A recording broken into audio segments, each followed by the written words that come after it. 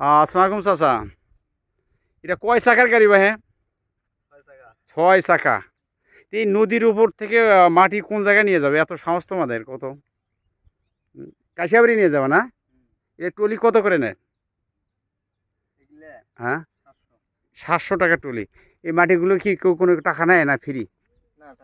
টাকা নেয়। এগুলো তো মালিক আছে, জমি আর মালিক আছে না? তাহলে এই জায়গাটার নাম কি নেওয়া?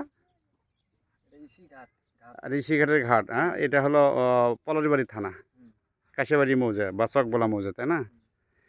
শুধু দর্শক দেখুন, এই যে আমার ভাইস্তারা এই রোদের ভিতর সংসারের ভারে বিবি বাচ্চা মা বাবার ভরণ পোষণের জন্য এই রোদের মধ্যে নদীর ওপর থেকে মাটি কেটে ক্লিয়ার করে এখান থেকে 1.5-2 কিলো বা দূরত্ব নিয়ে যায়, তারা 10 টাকা রুজি রোজগার করে সংসার চালায়।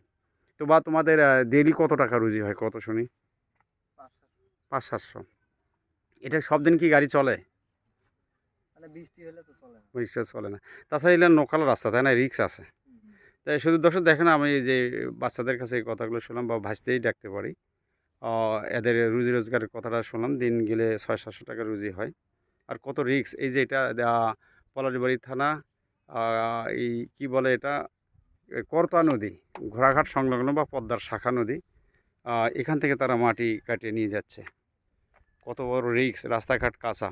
আর এই নদীটা দেখেন, পারের কত কষ্ট। আমরা ছোটোবেলা থেকে দেখছি নদীর ইকুল গড়ে উগুল ভাঙে।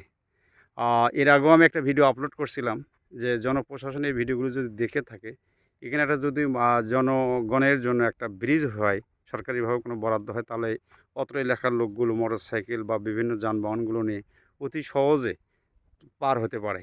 যারা খাটের কাজ করে তারাও বিরক্ত, এবং যারা প্যাসেঞ্জার বা যারা এই রাস্তা দিয়ে আসা যাওয়া করে তাদেরও অনেক বিলম্ব বা সময় ওয়েট কালক্ষেপণ করা লাগে।